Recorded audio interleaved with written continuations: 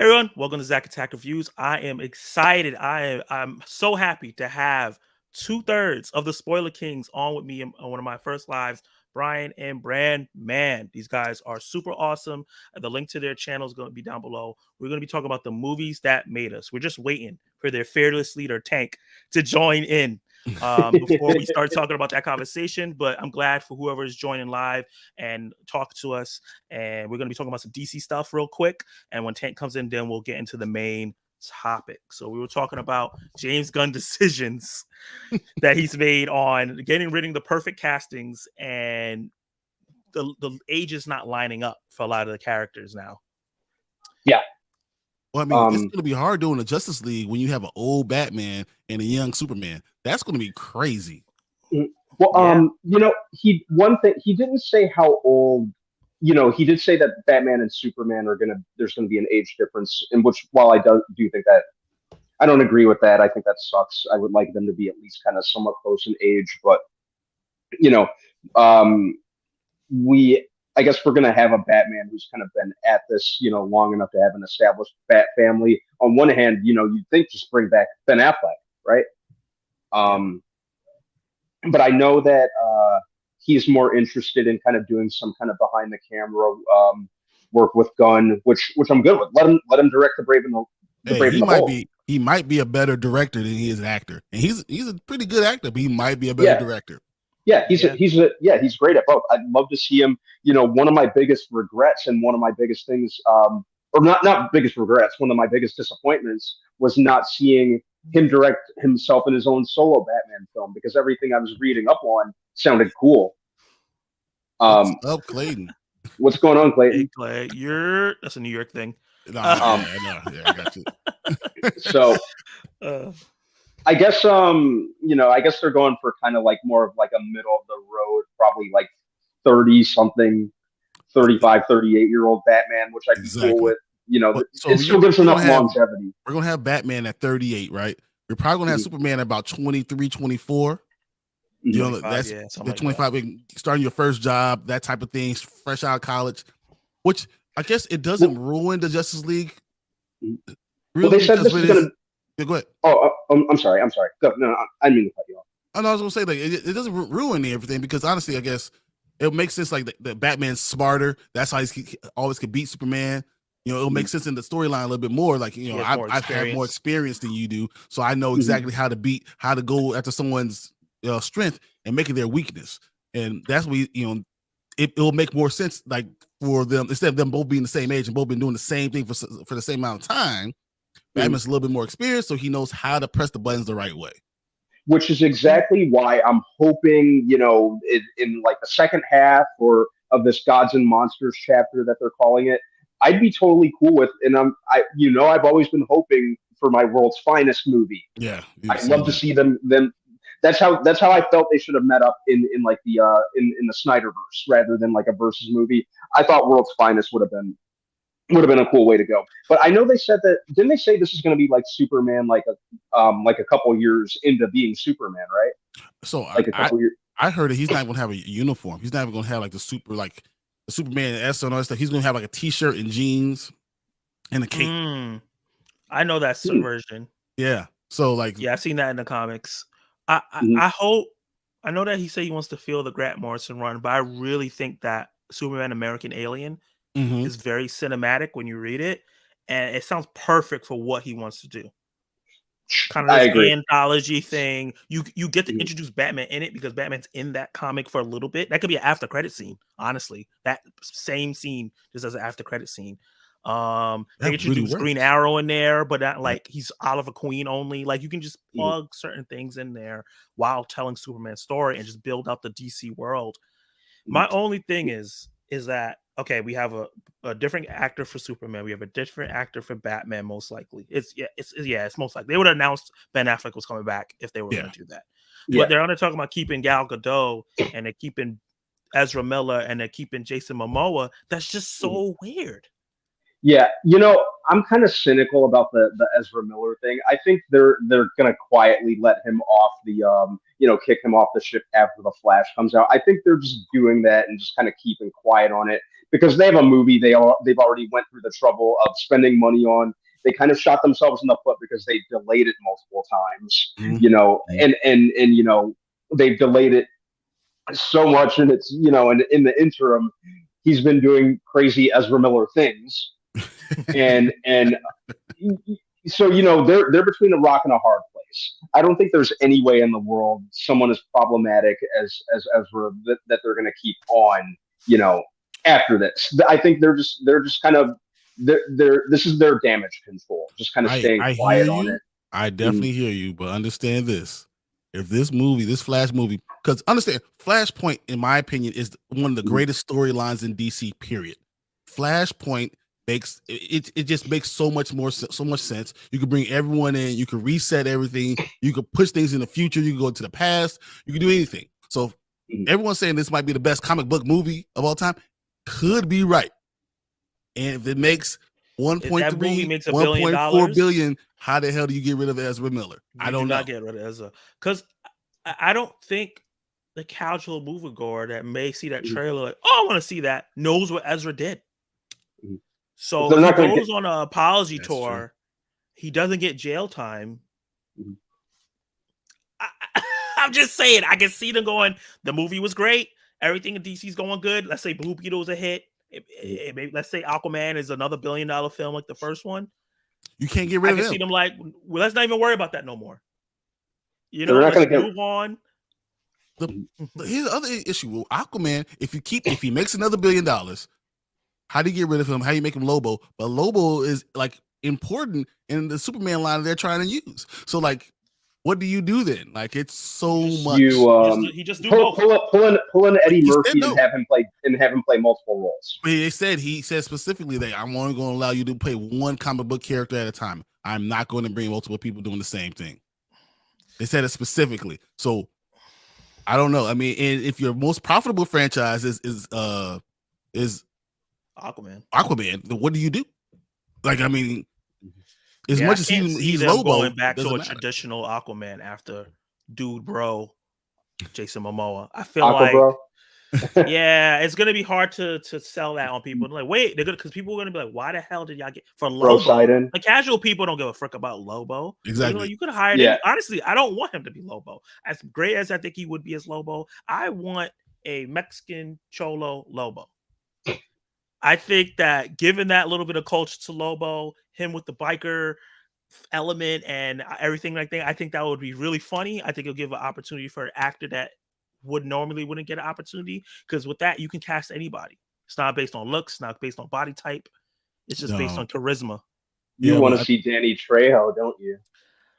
No, Danny Trejo is like 1,000 years old. And he also just can't fit that he can't fit that vibe that Lobo gives off, because he still has kind of the dude. You have to have some swag, but you have to have some swag along with it. And that's I mean, there's a lot of guys I can think of, Yeah. Find an unknown and give him an opportunity. Jason Momoa is already Aquaman. He's doing fine. I think Lost Kingdom, even though we don't know what the movie's about, could be great. And I don't know. I mean, I just say, you see how much money it made before, and it's going to make a lot of money. Yeah, just they're going to see it. The time of the year is coming out. It's going to do great because he's not going against Avatar. He's going to be the only standalone movie during that time. It's going to make big money. It's going to make a crazy run this year. So I'm interested in that. I'm disappointed that Blue Beetle wasn't made. Wasn't a bigger thing. I feel like they should have said Blue Beetle will continue to go on in this universe. Since we're resetting it at Flash, Blue Beetle is going to be part of this from now on. A Hispanic character like that could be world changing type of character. Why wouldn't you just include? Because when James Gunn was like, and we have a Hispanic character in Blue Beetle. This movie's going to be great. See you in July. Really? That's all we get? I feel like the stuff that he doesn't have a hand in, he's not super hyping up. Like Flash, he hyped up because he had a hand in changing a bunch of stuff. So I think that's why he's excited about it. He doesn't have a hand in Aquaman. He barely touched that. He doesn't have it in Blue Beetle. He barely touched that. He doesn't have a hand in Shazam. He just said, oh, Shazam has been in his corner. So it slides right in. And I think the fact that he said slides right in and he said slides right in for those, he's saying like these characters are remaining. Because Zachary Levi already said, I'm not going anywhere. So I feel like I don't know, but Zachary Levi James Gunn has already had that saying a lot of stuff. I think Zachary Levi could next get kicked out too. James Gunn said that I can't be mad at every actor that says something that I don't agree with. I'll be firing people all day. So I don't think I think for somebody like him who went through controversy, he's going to give people chances. And that gives Ezra Miller even more of an opportunity to remain because he's going to give that man a second chance. Well, he gets a second chance. Someone needs to teach him how to run. No, a fourth chance. Yeah. And I just don't believe him as the Flash. That's my other thing. Like, this movie might be great. I just don't believe him as the Flash. And I think part of it is me watching Grant Gustin through all the Flash, because I feel like he is such a perfect Barry Allen. It's just every time I see him, I'm like, you're not him. You're wrong. Nothing about Ezra Miller says Barry Allen to me. I could see him as the Flash, but just see him as Barry Allen, not at all. He has moments in the Snyder Cut where I see it, but it's so short and fleeting that you don't really. Hopefully, he gets more moments like the conversation he had with Aquaman when he was eating Chinese food. Yeah, like I was like, that's perfect right there. But they didn't let him get to do that a lot in that movie. And obviously, it's a Justice League movie, so he's not gonna have a chance to flex all his muscles because he can act seriously. I don't know, man. He really can. Grant Gustin has done so much for the Flash. Like, it's so hard for me to even look at Ezra Miller and be like, oh yeah, you the Flash. Like, he's taking it over for me. Yeah. So I feel like you needed someone younger and someone that didn't look like, looks more like the part, looks more like the comic book to be able to take that back away. Yeah. It's just hard. I see that. It's hard. Like I said, if the Flash movie flops, he's out. Oh man. If I think if it makes $600 million, he's out. But if it makes I think that billion is just like that key thing. So this whole or at least close. Like if it makes 8 to 9, because I think for a superhero movie to be really successful, a high budget one, it has to make at least 800. Well, if it's released in China, I think that's where you have to have the billion. Oh yeah, so China gets you 200 million from the beginning. 200 million. They don't block DC movies. They only block Marvel movies. And that's gonna be interesting, even with Quantumania coming out. The fact that Quantumania is gonna be the first movie that they put in China. That's crazy. No. So Wakanda Forever is going to be released at the same time.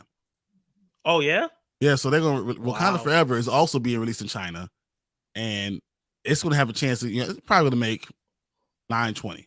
They probably stop at like something like $920 because I think it'll make $80 million in China, and then we're going to turn around and we're going to have, Quantumania. I feel like is going to make. I mean, people are saying it's the greatest comic book movie they've ever seen, and they're dropping things like The Dark Knight. They're dropping names like just unbelievable things. And we talking about for Flash? For Quantumania. Oh, okay. I've seen more meddling reactions when the social media reactions came out. I've been seeing and I haven't really seen Jonathan Majors is great as Kang. He's better than Thanos, but the story is not that great. Or I had a lot of fun and the Quantum Realm looks great and Jonathan Majors is great, but the rest of the movie's okay.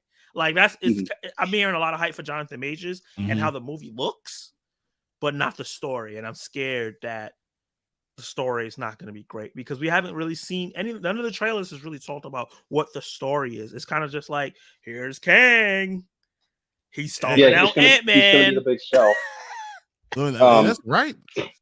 This is like technically like the theatrical start of the new big villain for this new saga. It is. So a lot of the advertising, the movie's being sold mostly on that, it seems. I mean, Ant-Man itself is not a big property. I mean, what's the highest grossing Ant-Man? 300 million? No, 400 million? 670. Is it 6? What? I think Jonathan Majors itself could double it. Made it. I think Jonathan Majors himself could just come in and double that. I mean, we'll see. Did you hear him? I mean, at the beginning of the movie, he was like, Ant-Man Scott Lang, have I killed you before? Like that idea to me just blew my mind. I was like, he's been around so many different timelines. He's been everywhere. He's been, Robert Tutt. Have I killed you before? No? Okay. That's gonna be crazy. I also heard that MODOK looks terrible. I can believe that. But it's hard to do it comic book accurate MODOK unless it's gonna look. But it's not the fact that it's like the design. It's like the CGI is actually bad. I'm like, that's not good. This is his first appearance. Like, y'all should have knocked that out of the park. Yeah, I think they try to do something really hard. Take someone who's previously in a movie and try to make him into MODOK instead of having your idea how MODOK's going to look. That's hard. I really want to know why MODOK is even in this movie. Like, I didn't. From what I know, he doesn't have super ties with Ant-Man, so I didn't understand why they had to make MODOK in here. They're trying to tie the other three movies together. I guess. Because I mean, you remember when he went back to the quantum realm, you saw how his body snapped first and went down, and then his head did. So that, I mean, that kind of makes sense the way that's happening, the way he looks. So they're trying to use it as like a different way to bring MODOK into this. So gotcha. I don't know. Well, you know what? Let's start the conversation, and then when Tank comes in, he can kind of bring in his own 2 cents. Yeah. So the way I have it set up, we're going to talk about the movies that has made us during our adolescence. So that's like whatever the age you started watching movies up until like 18.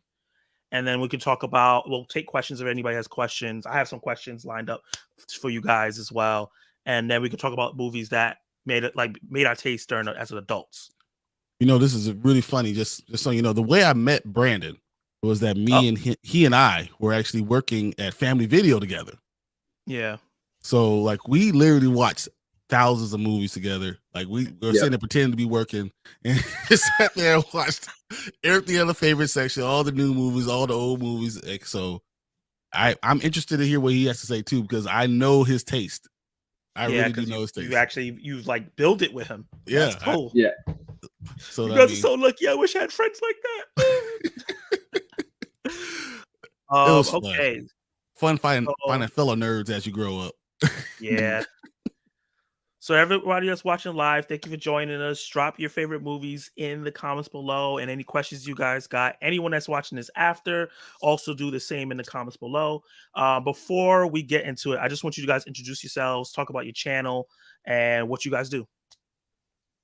Go ahead, Brandon. Let you do it. All right, I am Brandon. It's my boy Brian the Grizzly. Thank you for having us, Zach. We are 2/3 of a page called Spoiler Kings, channel called Spoiler Kings. We do film reviews, retrospects, TV show reviews as well. Basically all things nerdy. A lot of comic book movies in there as well. So pretty much any and everything is fair game to us at Spoiler Kings. Once again, thank you, Zach, for having us. As he said, I'm Brian the Grizzly. We started Spoiler Kings with the idea of being movie review. Is kind of evolved because I was a huge nerd and Tank was a huge nerd, and I knew Brandon from how huge of a nerd he was, and just how much we love movies. We love talking about these type of things all the time, and it was important for us to finally have a channel just for us to talk about it. Not even for everyone else, but just for us, because sometimes you just want to be able to sit back and just talk about stuff that with friends that have like minds. And I think this is important for us to be able to have that channel to do those things. And that's what we're doing. And all of our shows are mostly live because all we're doing is having a conversation. We want to bring everyone into the conversation. So that's why we love comments. We love people talking about it, because what you say helps us go, and figure out our own way. But yeah, we're Spoiler Kings. This is what we do. Look at us on YouTube. We're at $6.99. We need to get to 700, so please help us. So subscribe. Yeah, still at that $6.99, huh? Yeah, the link to their channel is in the description below, so definitely check them out. I love these guys. I watch them every week, and they're, if it wasn't for them, I wouldn't be able to do lives because I didn't know anything about this, and they put me on, gave me tips and everything. So I really appreciate them. And he's good. That's pretty good, right? So we're gonna start off with. I was all saying we're gonna do this in alphabetical order. So normally Tank was gonna go first because he's Anthony, right? Yep. Yeah, but Brandon will go first. Then you'll go, Brian. Then I'll go. Sounds good. So Brandon, start off with the movies that made up your adolescence. So whenever the earliest you ever start watching movies up to like you're 18. The movies that made up my adolescence. I think the first one that I have recollection of seeing was Coming to America. Which I have no idea what I was. Which I have no idea what. Which I have no idea what I was doing watching it at such a young age. It's awesome. But that was one of the first ones I have memory of seeing. Wow. Yeah, that's awesome. That one, followed by Labyrinth. Wow. Labyrinth was very formative in, it was my gateway into fantasy films. It's still probably my number one favorite fantasy film. I had the hugest crush on Jennifer Connelly as a kid too. That carried over. Many of us did. I'm gonna say that's good taste. That's all that is. That's just good taste. Yeah, carried over into the Rocketeer and career opportunities and Hulk, and probably still to this day. She was looking kind of good in Top Gun, but yeah. I'm all right. Yeah, Labyrinth. And then I would follow that with Home Alone, the first one. Wow. That's good. That's a good list. Yeah. So, and then after that, kind of as I grew up, obviously there was the first TMNT movie. I'd say that was another one as well.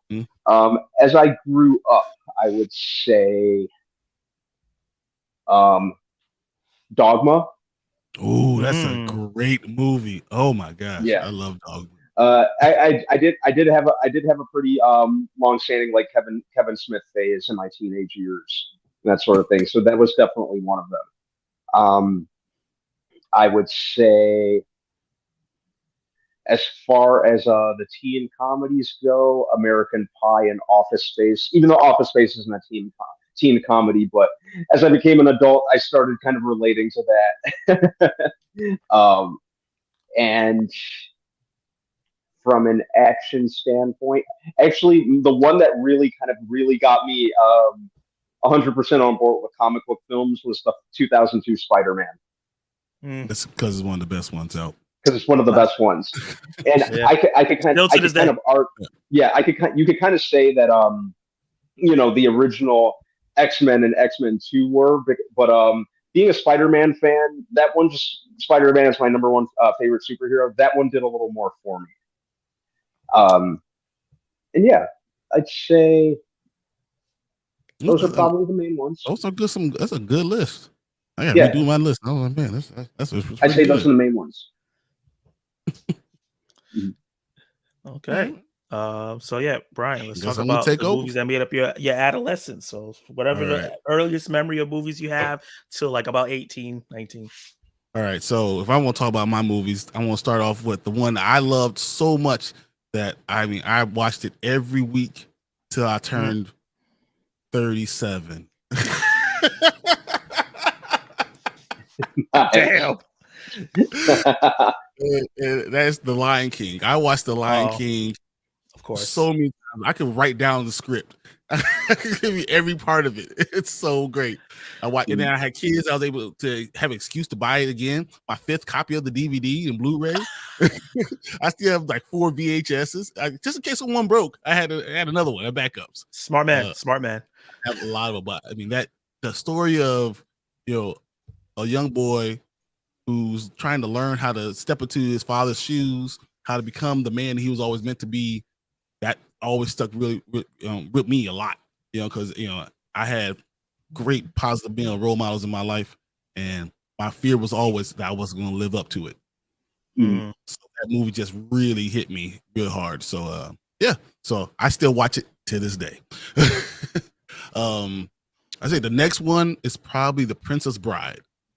I love that movie. Another movie where hello, my name is Inigo Montoya. Kill my father. Prepare to die. Like I know those lines so well, and it's fun. But it had a point and it had a journey. It took you on a journey on a story. Those are the movies that really got me. Like when you go on a journey with the characters and you can enjoy just going on it. It doesn't matter where you end up at the end, but knowing that you can just enjoy the ride. And comedy. I just love comedy. So those are two of my top ones. Then I guess if we're talking about adolescence, I'm still going to teenage years. The Matrix. However I was looking at movies, when I watched The Matrix, it changed. Like it changed the way I looked at movies, how I enjoyed action movies, the way I enjoyed the characters, the story.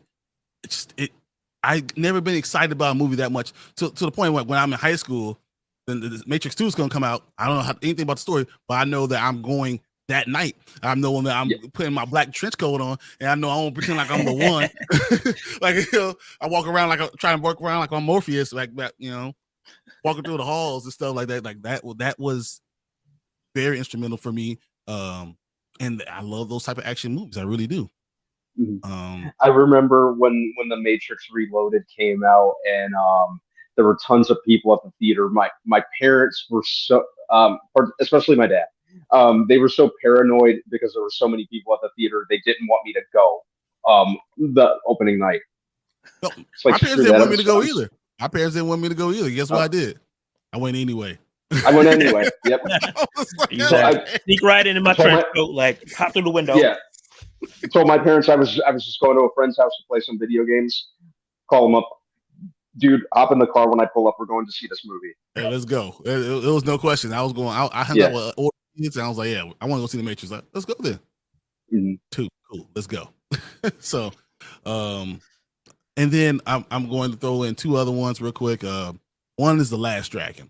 The Last Dragon is the first movie I remember recording off of TV. Back when we had VHSs and having to hit the start record, I had that shit out of us. I literally, I was watching. I was like, "Oh, it's on! Hit the record button! Hit the record button!" For the VCR. I used to watch that all the damn time. Bruce Leroy was my hero. Show Enough was the best villain ever. Yeah, like I love that part, yo.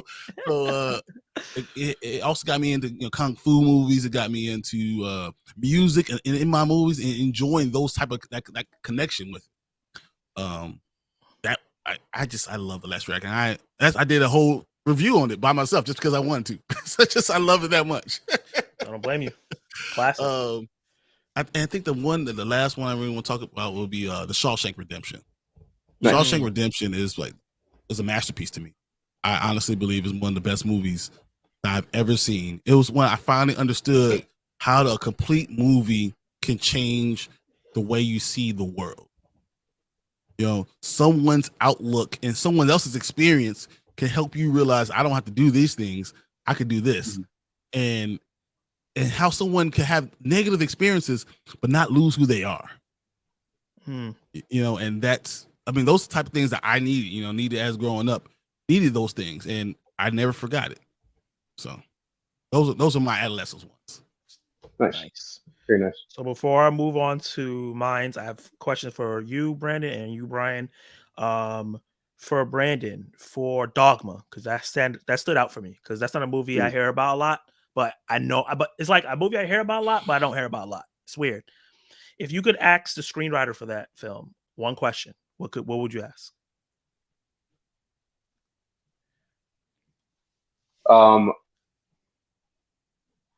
What kind of material did you use for the shit demon?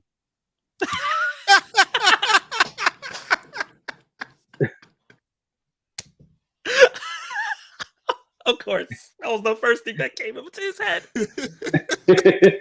So how did you make that look so much like shit? How was it possible? That's funny. Alanis Morissette being God and all that. I thought that was perfect too. I thought that was awesome.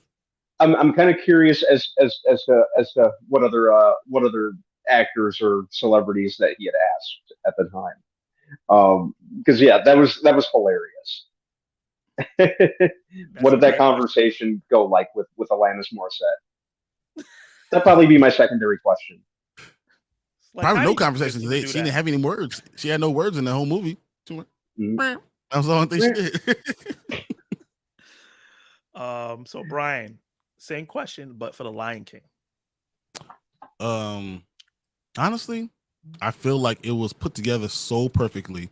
My only question will be, was it stolen or not? That would be the only thing I want to know. Just tell me the truth. I won't tell nobody. Was it stolen or not? Did you come up with this yourself, or did you take it from that African movie? Exactly. Yeah. That's good. That's a good question. That's what I want to know.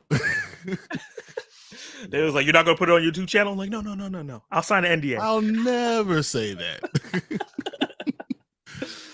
Anyone who knows me, as we start talking, all of a sudden I'll just start saying stuff, and then so you know, oops, came out. This is why you're on Spoiler King, so you don't got to worry about that. What do I spoil all things? Oh man. So for me, I have a list here for as a kid. So as a kid, I didn't get as a kid and also growing up to like when I was like 18, I didn't watch a lot of movies. Mm-hmm. And I didn't watch a lot of like adult movies. So you guys talked about like Dogma, Shawshank Redemption, and more mature films like that. I didn't watch that till like later on. So I have a lot of nerdy animated movies or just nerdy movies in general. So things like A Land Before Time, a movie that I've watched a bajillion times. Which ones? I think the first 3. I was like, I watched all 12. Jesus Christ. I lost count of how many they made. Yeah, I think they're still making more now. They probably still the PVOD. Exactly. Yeah, it really became like Ice Age, where they just kind of meld together, and you kind of lose track of how many there are. It was the Ice Age before Ice Age. It was exactly. Well, yeah, I just remember that movie, just rooting for them and being so incredibly sad at so many moments to later half of that movie, and how it affected me emotionally. And I was like, I have feelings. But that was the first time I was just like, yeah, I'm a crybaby during movies. Mm-hmm. The blackest movie that's not a black movie, the Goofy movie. The Goofy movie. Oh my god, that was one of the first movies where I felt seen. As a black man in animation, and seen in a way that wasn't a caricature. Yep. And so Goofy and his son are officially black characters now. Hey, and I'm claiming them. Us as the black delegation, we are going to officially ask for draft Goofy and Max and Powerline. Powerline. Woo! Oh man, Powerline. Brandon, you look like you know how to do the dance. He knows how to do the dance. I might. He probably does. I'm not going to embarrass myself like that live. Another movie, I think one of the first movies that I watched in the theaters twice and watched like tons of times on VHS was the Power Rangers movie. I was a big fan of Power Rangers. I think I stopped watching when they got like capes and magic wands. That was like when I stopped watching. But that's like way after both people stopped watching. That's like a good 11 years in, man. That's good. Yeah, I was just like, okay, this is a bit too much now. The Wizards, too much. But those first 2 Power Rangers movies, the Mighty Morphin and the Turbo, holy crap, I love those movies. I watched them so many times, especially Turbo, because there was a little kid in it and he was a Power Ranger. I was like, oh my God, that could be me. That's such a good answer. I could morph and then I could get taller. That's everything I would want. This is what I've been praying to Jesus and Allah for. Just make me taller and a Power Ranger. Oh my gosh! This is the first Shazam. I just love the love and care that they put in it. It like captured the series perfectly and just gave it a blockbuster feel. Power Rangers was great. Batman '89, one of the greatest comic book movies ever. Mm-hmm. Sorry, Brandon, what you about to say? Oh no! I was just agreeing with you. That's all. Yeah. Batman '89, still probably my second favorite Batman movie now. I love Michael Keaton in that role. I'm excited to see him in the Flash and the little cameo that he's gonna make. I think that movie encompassed the version of Batman from the '90s really well. And that's why when people were giving Ben Affleck's version of killing, I was like, he killed people in that movie, in those movies. Like, Mike Keaton killed people. Just what it was. Yeah, Superman did too. But let's not talk about it. That's a whole different conversation. But yeah, that was a movie I really love. What Clay just said just now? He said, "Did y'all see the Kid from Holes remake the Powerline video?" I I would love to watch that. Right? You gotta send me that link, Clay, and I'm gonna share it with them so we gotta see that because that is insane. Holes is another one. I don't have it on the list, but that's a great one. There's a lot of movies that was like straight to Nickelodeon Disney Channel that I love, like Brink. I watched Brink like 17 million times. I love that movie so much. Mighty Ducks. Brink is great. Hey, hey, that's a great. Don't talk about the Mighty Ducks franchise. The whole franchise. I watch all of them. I don't care to go in high school. I enjoyed that one too. All of it. Man. Johnny Tsunami. Oh, another movie. Introduced me to Samoa and Hawaii and stuff I never known. Love that. Okay. Idle Hands for me, one of the best horror. Ooh. Oh. Okay. That's a good deep cut right there. And a cameo from one of my favorite bands, The Offspring. Nice. Doing a cover of another one of my favorite bands, The Ramones. So it's just like a trifecta for you. Yeah. I was a little upset when the hand killed Dexter Holland. I was like, come on. How did you scalp him? Had to be some repercussions in a horror movie. Yeah. Gotta kill somebody when you put them in the movie. Another movie, Spider-Man. I love that 2002 movie. I was 12, so yeah, that still counts. And then the Spider-Man 2, which I think is one of the greatest comic book movies of all time. I'm a big fan of Spider-Man. Like, that's my favorite hero of all the comic book ones. Just like Brandon said, he tops all. It's like, I assume as my favorite DC hero, but Spider-Man is my favorite hero. Period. He's from New York. He has similar problems I had growing up: poor, girl problems, juggling all those things while still trying to be a hero. He was a nerd. It was just like perfect combination. So when they made Miles, I was like, oh. Yeah, he's like winning. Yeah, he's the everyman in all of us, I think. Yeah, and it's just like, even if you didn't have those problems, someone that has those problems. That's why people love that character. You know, like, that reminds me of my little brother. I love Spider-Man. I know. I think you see yourself in him in every way. You can always see at least a part of it. Like, or even when we talk about the movie, when you see him getting mad at the guy who eventually kills Uncle Ben. Everyone has had that thing when you've regretted a decision that you've made, and you feel like that it shapes your life. That's real life stuff. That's real. Brink was good. Yep. See, Clay knows what he's talking about. This is why I go to the movies with him. Spidey's the GOAT. Those Disney Channel movies were where it was at when we were kids. Yes, they used to be everything.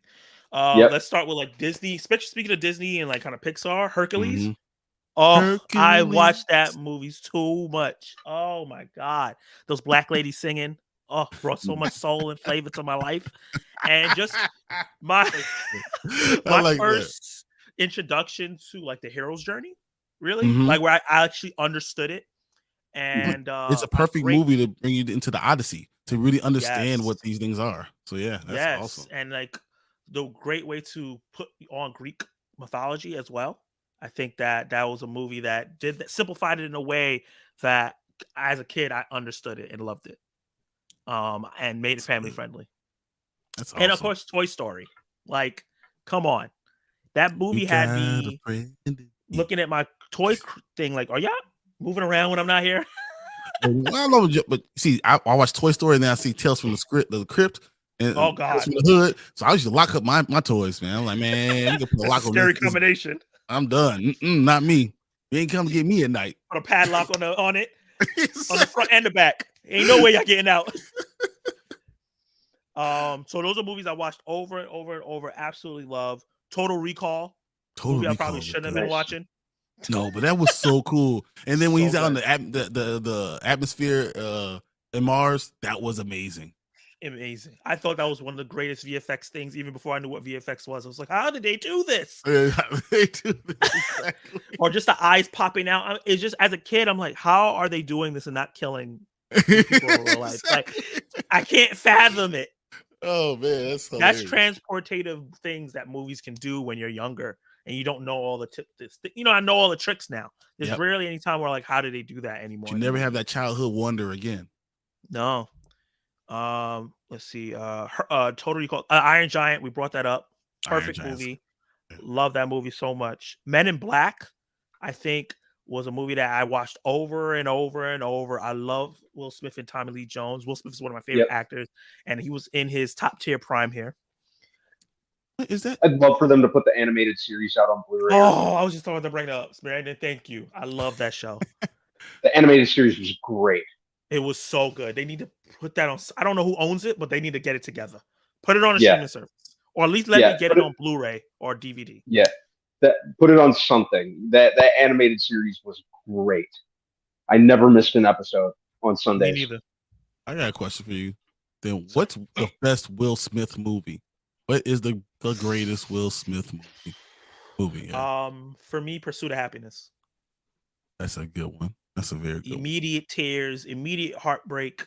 I kept hearing how good it was. I was like, I like happy Will Smith movies. Mm-hmm. But then I watched it and I was like, when he got the job and he came out, I was a bubbling mess. In Pursuit of Happiness. God, that's a good one. I bought as soon as that was the first Blu-ray I pre-ordered. Really? I never used to pre-order. I would like if I'm in the store and I see it and I find it, I'm like, oh, okay, I'll pick it up now. That was like, I need this movie in my collection now because how it made me feel. That's a good What about answer. Brandon? How do you feel about it? What's the best Will Smith film? I'd say 6 Degrees of Separation, just because that one proved, he proved to a lot of people that there was a lot more to him than just the Fresh Prince. Yeah, Clay really? Said, Wild Wild West. No. I have Sweet Fun. You're in timeout. He's on timeout. I have Sweet Fun memories of that movie because I didn't realize. I'm watching it as a kid. I knew it was bad. I thought it was great. Hey, that makes sense. Yeah, yeah. I'd say that one. Really? Yeah. Yeah. What about you, Brian? Probably 6 Degrees of Separation, just because that one really kind of Will Smith is one of those actors who when he plays a role, he can play characters. He definitely can. Yes. But sometimes, look at Ali. He's such a person. Yeah. Like he's also like a person that he's such a personality that sometimes, you don't see him playing a character. Sometimes you just see Will Smith. But it between like 6 Degrees of Separation, what you said with Pursuit of Happiness, 7 Pounds, even though I wasn't a big fan of that movie. That movie's the one I love. That one. That was like he can play characters. Yeah. Hitch is another movie I love. It's Will Smith, but it's just a movie I love a lot. Yeah, no, I mean, what he did in Ali. I mean, he literally changed everything with that movie. Mm-hmm. So. Yeah. I think he was easily my favorite thing about the Aladdin remake because he was essentially Will Smith, like just on roids, just like how Robin Williams was Robin Williams on roids. On roids in Aladdin, but in the animated Aladdin. I like that movie. It's entertaining to me. But he was easily my favorite thing about the Aladdin remake. That's what I hear. I need to get to that. I might put that on as a Throwback Thursday in my next month after I get off of the Black History Month. It's not bad, yeah. No, it's some of the Disney live action movies I never saw because I've only seen Beauty and the Beast, and I like that movie. I like Aladdin. I like most of them. Yeah, I think the Jungle Book, Aladdin. It was good. That was really good. Jungle Book. John Favreau killed in the remake of Pete's Dragon. I did like that one. That one's kind of slept on. I don't think I've seen that one. Okay. No. Yeah, I've seen everything. That's crazy. Yeah, it's on Disney Plus. Nice. I think the original Pete's Dragon was one of the first movies that made me cry as a kid. Wow. Okay. You always remember those. Mine's still Lion King. Of course. See, that was my first experience with trauma in the theater. It's like you killed me. Yeah. Like we his dad's paw. I was like, oh my gosh, come on, man. I can't do this. I can't do this anymore.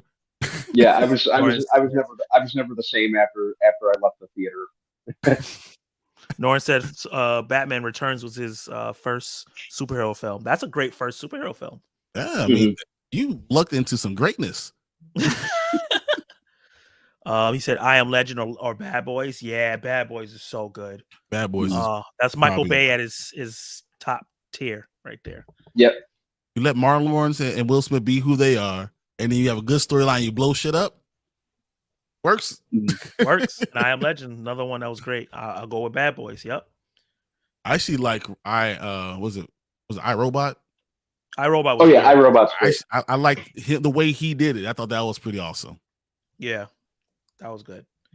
To finish off my adolescence and young years is Parent Trap, another movie I watched a ton, and I really really enjoyed that.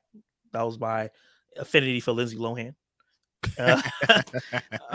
Flubber, a movie people don't really talk about, but I love Flubber. Watched that a trillion times. Robert Williams is just great in everything he does, and I just love them in that. Robin Williams. I hate that. Yeah. Robin Williams. What's the best Robin Williams movie ever for you? Oh, that's a tough one. That is a tough one. I probably have to go. I have a special place in my heart for Hook. Hook is great. Okay, that's good. That was another one of the earliest movies I have memory of seeing. I remember my dad and I was really little. We saw it in the theater on a Saturday morning when we lived in Peoria. Weren't many people in the theater. We went to the first show of the day. I think there was maybe like one other family in the theater, and I ended up absolutely loving it. Yeah, I don't know. Anytime a Hook wouldn't be full. Like I think they release Hook right now. I will go see it again today. The theater was near desolate, man. I have a very vivid memory of that. But yeah, always loved Hook. And fun fact, the role of Peter Pan was almost played by Tom Hanks at one point. Really? Mm-hmm. Who would have been fine in his own right. He would have been absolutely fine in his own right. But he was no Robin Williams in that. Robin Williams is so engaging. I think that's what I love about his movies. So it doesn't matter. Like I think my favorite one is probably What Dreams May Come is my favorite Robin Williams movie. But I mean, no matter if you go to Good Will Hunting, like he's engaging in funny roles and in serious roles. So that he could really do it all. Yeah, I think Jumanji might be mine. Clay put it on there. Norin said it. I agree. Clay, Jumanji goes hard. It does go hard. But yeah, Good Will Hunting, Dead Poets Society. I mean, What Dreams May Come. Honestly, it was like I didn't realize how important it was until like you get married and you realize, okay, this dude went to hell for his wife. Yep. And then he said, I'll give up heaven to stay with you in hell. That's crazy. That's crazy for real. That's love. Mm-hmm. Don't get married until you can say that. Don't do it. Plus, visually, it was just great. Yeah. Great, yeah. My last two movies, I'm afraid of bugs. Like that's one of my fears in life. Bugs, any kind of bugs, butterflies. I hate them. But Bugs Life and ants was my shit. Really? I don't know how. Awesome. I don't know how they made me love those movies. I couldn't watch a B movie though. It was too weird for me. But Bugs Life and ants, I already watched those movies over and it's funny. My favorite superhero is Spider-Man, but those two movies I watched so much. Just the power of community, the power of love is just centered in those movies, and it was just fun time. I could throw those on and just sit back and just enjoy those movies. You also get the outcasts that are getting brought into the fold, and realize how powerful those outcasts really are.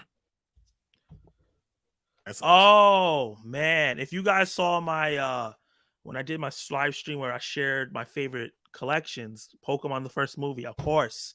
Another movie I saw multiple times in the theater and I cried at. Thank you, Drew, for bringing that up.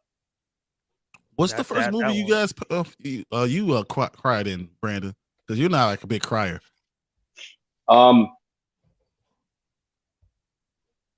Probably Pete's Dragon, like I said. Oh yeah.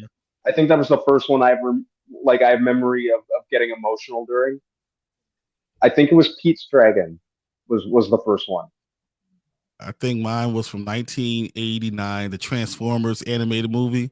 When Optimus Prime was rolling up the hill, it's Optimus, he's alive. I was boo-hooing. It was I was like 4 years old. Like, it's Optimus. You see him, Dad? It's Optimus. It was that got me.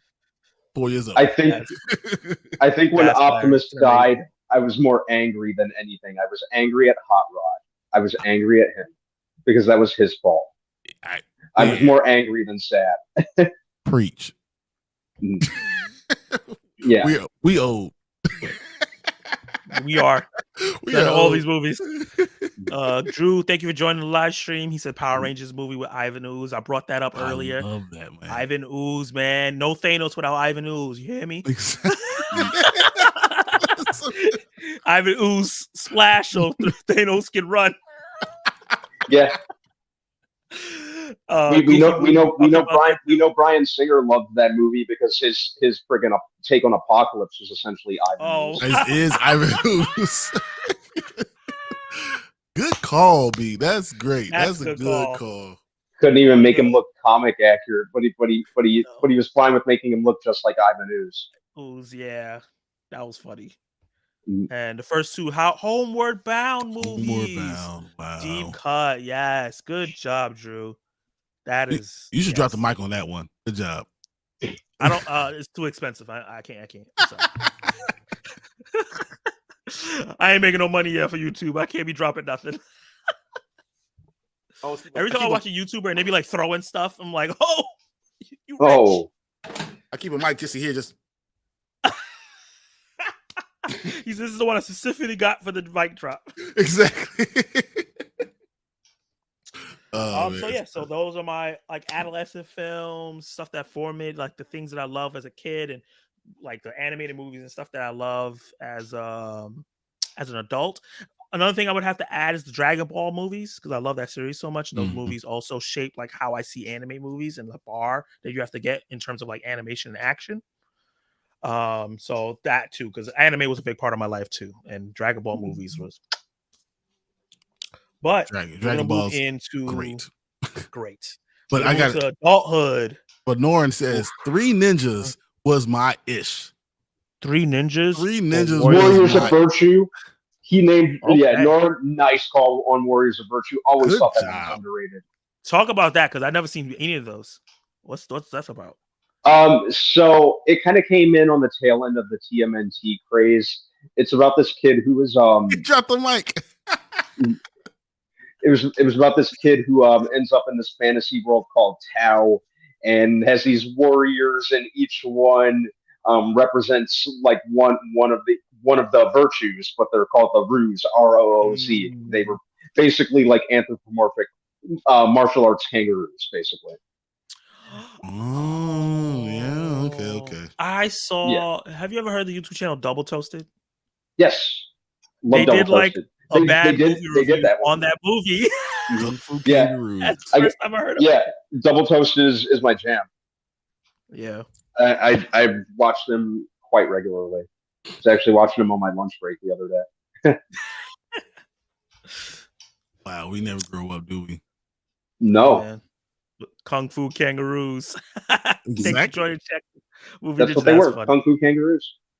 History of Trunks, one of the best animated movies ever. Yep. Early John Woo. Yeah. Good stuff. Oh, I forgot to add one of my favorite movies, probably one of my top 5 favorite movies all time. The first Teenage Mutant Ninja Turtles. I love anything Ninja Turtles. They've never missed with anything they've done. Show, comic, movie. That franchise is just great. But that first movie, I'll say they've missed. But the first 2 movies are the best ones I've ever seen. Like I enjoyed them so dancing, and then it was so good. Animatronics was so perfect. But Bebop and Rocksteady looked terrible. Bebop and Rocksteady, so compared to the Turtles in the Bay movies, they looked pretty spot on. That's what you hate. You hate Bay. Michael Bay. Look what he did to the Turtles. He made them 8 feet tall, the size of the Hulk. He put friggin' glasses on Donatello. Completely defeated the whole concept of the word ninja by making them super strong and bullet resistant. They weren't like Teenage Mutant Shreks because they didn't even use martial arts very much. They didn't. They defeated the need for it. Michael Bay can.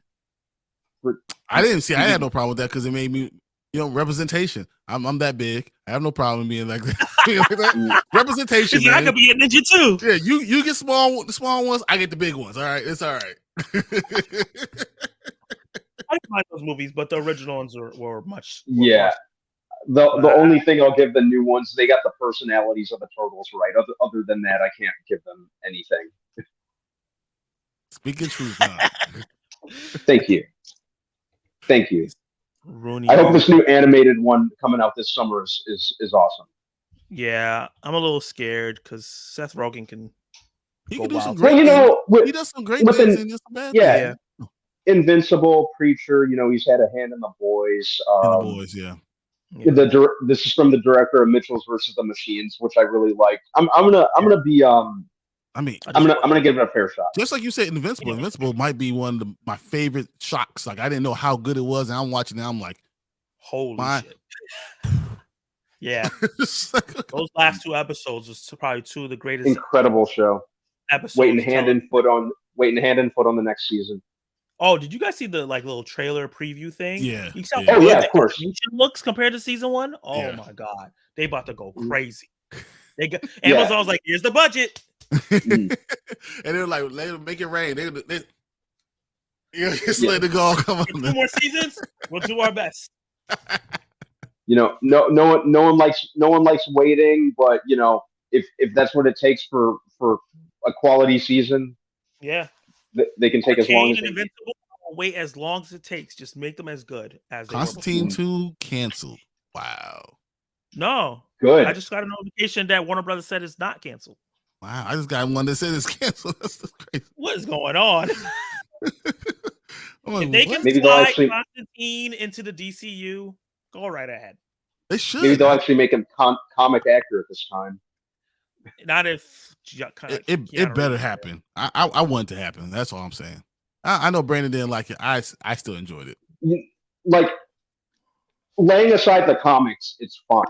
On its own, it's completely fine. But my problem is, I love the comics. I love the character of John Constantine. He's one of my favorites. So I have a hard time laying the comics aside when it comes to that movie. Of anyone on this panel that believes that, I do. You know how I feel about Black Panther. So just if they claimed it was based on anything else, I would not have a problem with the Constantine movie. Like I said, I really, really have to put the comics completely out of mind to enjoy the movie, and I have a hard time doing that. Gotcha. I just can't.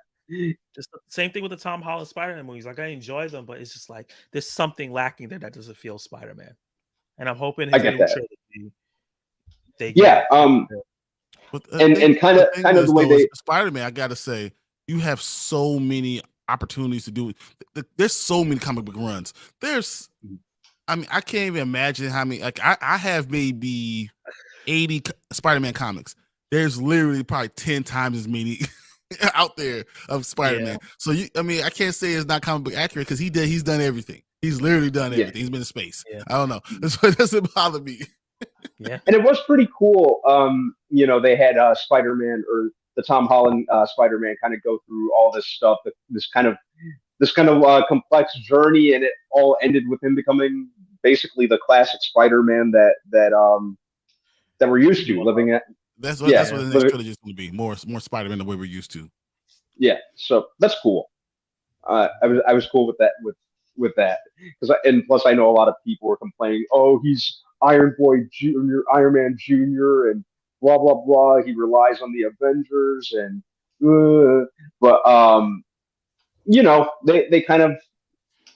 they kind of course corrected. Yeah. Even though I liked all the Tom Holland movies, I like that they kind of did something different than the Raimi and Mark Webb movies. It's hard doing the same thing over and over again. So sometimes you have to allow people to explore. Mm-hmm. But even with all that exploring, it feels like they're going right back to what Spider-Man really is. And as you said, neighborhood-friendly hero who's going to be a street-level villains and street-level heroes. Yeah. And meet with the street-level heroes like Daredevil and Punisher and Luke Cage and the rest of them. Exactly. Yep. Which I'm really hoping is the case. I'd love to see him cross. Yeah. We know like the Daredevil team-up is going to happen. 1,000%. Yeah. He's gonna team up with Kate. I'm pretty sure he's gonna team up with Miss Marvel. I really want to see him team up with Shang-Chi just because of that, the Way of the Spider thing. The Way of the Spider. I've been saying that for a while. Yeah, that's going to be special. I wouldn't be surprised Tom Holland shows up in Shang-Chi too. I'd be with it. I'm pretty sure they're going to have interaction in the Avengers movie since the Shang-Chi director is directing. Like just the first one at least. Yeah. I could definitely see that. But yeah, let's shift over into the movies that made us as adults so far. Obviously, we're not done being adults, but like, from 20 something up until now. Like I said, we're gonna go alphabetical order. So, Brand, man, you can go first. I have like a long list. So, okay, let's. I would say probably so adulthood. This one's tough. I would say Batman Begins. Nice. And kind of just as a companion piece to that, even The Dark Knight, I like kind of lumping those ones together because I liked how, that was around the time I really, really, really started getting like deep diving into Batman. And I liked that it was very much the origin story and Batman centric story that I was kind of waiting for. And inversely, The Dark Knight really kind of elevated the comic book film genre. I kind of feel a little uncomfortable calling it a straight up superhero movie, and I kind of prefer to call it like a crime drama, like a crime epic that just happened to feature a superhero in comic book characters. So that was something that I really liked about that one. I'd say another one was probably Idiocracy. Is another good one. Another Mike Judge one. I know I mentioned Office Space earlier. That guy with his social commentary, it's just great. I think Idiocracy is a very, very kind of slept on movie in terms of kind of its social commentary and that sort of thing, and just how society just dumbed down so much that like a regular guy was easily the smartest dude alive. Something about that concept was just hilarious to me. And Luke Wilson was a great pick for that role. Luke Wilson's good anywhere. I love him. Oh, what's that? I'm sorry. Luke Wilson's good in everything. I love him. Oh yeah. Luke Wilson's very, very underrated to me. Another one, Django Unchained. Ooh. Oh. Yeah. I think like that late 2000s phase was where Tarantino was putting out like a lot of stuff, or like late 2000s, early 2010s was like when Tarantino was like putting out easily some of my favorite stuff that he's ever done. That Inglourious Basterds, but Django, just the whole Western vibe that he nailed, full of great performances. First time really like looking at DiCaprio as a character and being like, you freaking scumbag. But he did it so well. He did it so well. And fun fact, Will Smith almost played the role of Django. I'm happy that did not happen. I'm happy it ended up going with Jamie Foxx because, he's just forever etched into my mind in that role. Jamie Foxx is a better character actor of a specific character. Like you can see him and he becomes that character. Ray is probably one of the best movies I've ever seen. Someone become the actual character. I'm not sure it's Denzel and Malcolm X, because I'm not even sure which one's Malcolm X and which one's Denzel in my mind. Like when I picture it, I think of Denzel, and the other one's Ray. When you think he matched the mannerisms and everything so much that way, so he's one of those character guys that you get following the character. It's just lights on. Let's just watch him do whatever he's gonna do. I'm surprised he hasn't gotten more movies like that where he can just lose himself in roles. Yeah, definitely. He's probably another one about it. He's probably careful about it, afraid to lose yourself into those type of movies. That's true. It does take a lot to do that. Another one I'd say is Up. I think at that point, when that came out, that was when Pixar started really, really leaning into their like movies about existential dread, and they just haven't looked. They haven't looked back ever since. At that point in my life as a young adult, and I was living on my own. I moved out of the country. I was living not out of the country. I moved out of state for the first time. Oh, so you're in Baltimore then? You weren't in? I was in Maryland. So it just kind of made me really reflect on mortality as a whole, and just life. It was very reflective for me, even at that even at that young age. So I'd say Up was another one. That's and I'd say, do I have any more? Another one, In Bruges. In Bruges. What? Okay. Because that was really when I really started getting. That was my gateway into like kind of some of the darker comedies as an adult, and just the balance of it. The guy who directed it, Martin McDonagh. He's done like Seven Psychopaths. He did Three Billboards Outside Ebbing, Missouri. He just did the Banshees of Inisherin, which is one of my favorite movies of last year. So the way that he effectively does comedy with a lot more serious elements just really stands out to me. And that was really, what kind of got me paying attention to him. So I'd say those are probably mine, the first ones that really come to mind. Dude, those are good ones. Those are really good ones. I like your list. That's good. Before we move over to Brian, I have a question for you about In Bruges, a movie that I need to see. But what themes in that movie that stood out to you that made you connect to that movie so strong? Regret, how kind of like some of our past actions can linger over us and, kind of come back to haunt us. Like, what if I did this different? Or, what if I didn't grow up doing this? It's just really, it's one of those ones that really makes you kind of look back on, your actions and how they may have led up to a certain point and that sort of thing. I think that was really like the theme. That was the standout theme to me when it came to In Bruges. I'm surprised you didn't say the same thing Norrin said. Scott Pilgrim. Yeah. So he said, y'all like Shang-Chi? Yes. How did I miss out on Scott Pilgrim? I know you. Scott Pilgrim was one of your favorite movies. Word. Okay, I'm adding that. I can't believe that slipped my mind. Scott Pilgrim is definitely up there. I even had that. I even used to have the 8-bit Universal theme as my ringtone. From Scott Pilgrim. I didn't know you seen Idiocracy. Okay, and then Norrin said Scott Pilgrim vs. the World, definitely a key one. Yeah, such a great film. Yeah. Yep. Still have a lot of the T-shirts that Scott wore in that movie. Yeah. I'll tell you that's him. Talking about In Bruges. Yeah, Scott Pilgrim was, and it holds up too. Like, yeah, I've recently started watching clips of it. I'm like, this is it's so fun. It was. Like, it was on seriously. It was on the Sci-Fi Channel this morning, actually. Yeah. It's a movie you just sit down and watch when it comes on. Yeah, just enjoy. I mean, because they did such a good job with it. Definitely one of the better comic adaptations, even though it's based on a series of graphic novels. But yeah, definitely. So, Brian, it's your turn. All right. So, mine are, some of them are very similar. So, just what I'm saying. That's fine.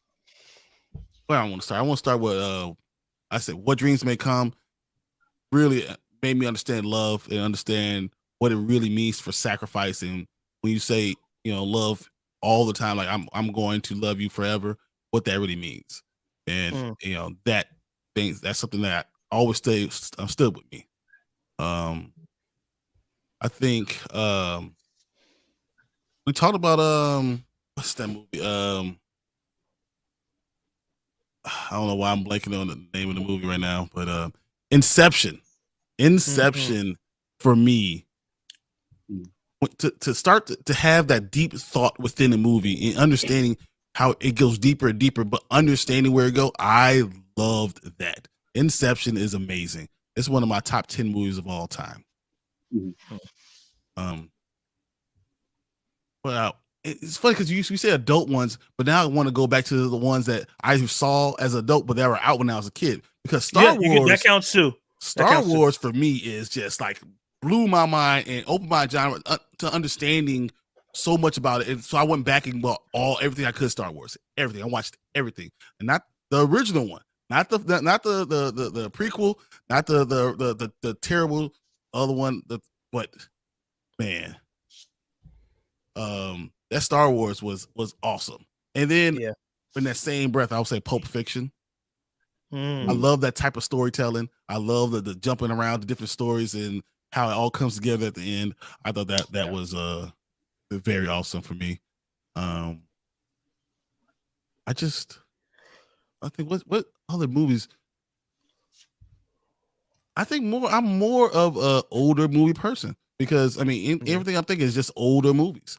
Don't get me wrong, John Wick is one of my favorite series ever, but I think I love Bourne more than I love John Wick, which is so. Brandon thinks I'm crazy, but I love Bourne. I love Jason Bourne. I love all the stuff they've done with that. More than I like anything else because I feel like I didn't mind the camera shaking. I don't mind any of that stuff because I feel like it's point of view, POV works sometimes. Not in the movie theater, but it works at home. Well, I could have some distance from it. So I think that's another one of my movies that I really enjoy. Interstellar. Interstellar is another movie. Once again, a lot of deep thinking, not knowing exactly, everyone has their own opinion on what this means and what that means. But the family connection means a lot to me. Especially as I got older, it was like wife, kids, responsibility, and seeing all those things and realizing like when he was on that planet, realizing that every minute was a day, and you can hear and you see in the background, you hear the clock ticking and realizing every tick of that clock was a day on Earth. Yeah, missing all that time. Yeah, so and being there and thinking you're only there for 3 hours, but realizing those 3 hours turns into what? You lost 15 years, 20 years from seeing your kids. That hit me real hard. That cut me real deep. I have to see that. Oh my God. It's so good, but it's a lot to think about. I like movies like that. So it sounds like it's gonna be right down my alley. Then I'll go ahead and get into the Dark Knight. The Dark Knight for me is the best, is the greatest comic book movie ever created, hands down. I loved it so much. And it's funny because I don't like Batman Begins that much. I was like, I knew the story. I knew the story. I knew it was the beginning, but I felt like it was just like, this is not why I'm used to Batman. But then Batman Begins, but it also wouldn't be good. Dark Knight would be good without Batman Begins. Like I need that beginning to get me to where I am for Dark Knight. Yeah, you couldn't just start with the Dark Knight. It would have been like, what? It would like what? Why? How did we get here? That didn't make any sense. But Dark Knight is amazing. Now we'll get to The Harder They Fall. Oh, nice. More recent movie. Yeah, that movie representation. Hang on 1 second, guys. Old West. Yeah, go ahead, man. All right, give me a second. Representation in the Old West was huge for me, and seeing these great actors be able to do these amazing things during that time was just amazing. And the fact that these were all based on real life people. They weren't just things. They weren't just these characters. These were real life people. So I think that was big for me, and I think those are. And of course, I'm gonna say the first Black Panther touched me more than anything that you can even imagine. Like I'm a old school Black Panther fan. Like I have stuff from the 60s. I got stuff from the 80s. The 92 run is my favorite run still. Don't get me wrong. I got stuff from the 16. I got stuff from the new age ones, but the 92 run is my favorite. But seeing it in the movie brought theater, to life. Oh my God. Like I can't put into words how much it meant to me. You guys' favorite character is Spider-Man. T'Challa is my favorite character of all time, period. He's been for years, and I never thought I was going to get anything like that. When you have comics, you reading things. I'm never going to get anything like this. And the fact that I actually got it, I'll never forget that. I'll never forget that moment. I'll never forget the first time I watched the movie, how I felt. That sticks with me to this day. Yeah, and they didn't water it down. Like Kevin Feige and Chadwick Boseman fought so hard for it not to be watered down. And Ryan Coogler. Yep. Yeah. Taking the steps so it didn't come out as like we're just doing this to get the blacks in. They really took the care to, obviously they couldn't go as realistic and hard as they, we could want, but they did as much as you can for a mainstream movie and got some things in there like Colonizer. Yeah, exactly. like to the point where like that's like it's an acceptable term now, and then they don't get mad because of this movie. So I don't like that word, but it does make sense, especially in this. But Shuri said it, and I like Shuri, so that's funny at Night Talks, which is a YouTube friend of mine, said Batman Begins is the best of the trilogy. That is a take. It's probably my favorite of the trilogy. A lot of people say that. I just don't like it. It wasn't Batman enough for me. Really?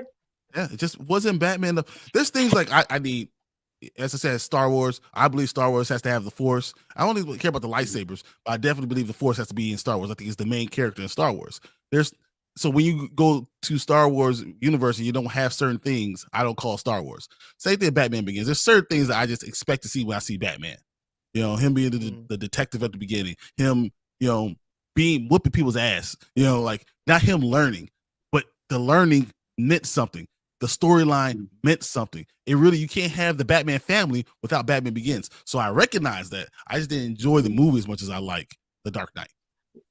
I think that really goes hand in hand with the kind of director that Christopher Nolan is, the kind of storyteller he is. When I heard that he was doing it, I always kind of, I didn't see it being anything too kind of like grandiose or, more along the lines of the comics that we grown up with and know so much. I always knew it was going to be like a realistic take or like a more grounded take. It is. And it's not as I said, The Dark Knight is not as good without it.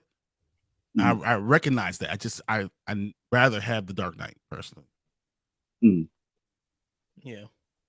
So you said Knight said, I feel it not being a Batman enough, but what they only did with the origin story is just unreal. Yeah, I feel that. You're not going to hear me argue one point of that. It's personal preference. Norin said Watchmen. I saw it in theaters. That floored me, and I still love it. Yep, that's a good movie. I love that movie. That's going to be on my adult list for sure. All right, well let's hear your. I want to hear your list then. Okay, so I had to break it down in categories, subcategories. It's just I wrote this shit down. It's a lot. So the reason why it's a lot is because as you saw as a kid, adolescent, I didn't watch a lot of like adult mature films. I just wasn't allowed to. Wasn't played in the house, and I ended up watching a lot of geeky stuff, cartoon stuff. And watch those things on repeat. And I mostly watch TV shows. I used to be more of a TV show guy before movies. So that's kind of why that happened. Yeah. And when I became an adult, I started getting really into movies. And I got to say that the movie that I have to give credit for is a horror movie. And that's called The Collector. One of my favorite horror movies. Not a lot of people know about that movie. But it really got me into like horror movies that have a certain amount of care and mystery to it, and kind of has more of an element to it other than just stupid kids walking to a place that they shouldn't be walking to and then getting murdered. It just did a little bit more. A little less campy. It's not campy. And it had like an intelligent protagonist, and the kid wasn't annoying, and the slasher was legitimately terrifying. Like in a way that I saw him in the darkness in my apartment building a lot of the times in the corner just looking at me because of that damn movie. That sounds like Saul. That sounds like Saul to me. I think it was a baby of Saul. Like, I think because Saw, the things that he did in that movie, I felt like it was Saw, like, especially with the sequel. They even turned it up a little bit more with the sequel. And hopefully the third one can come out anytime soon. I know they greenlit it.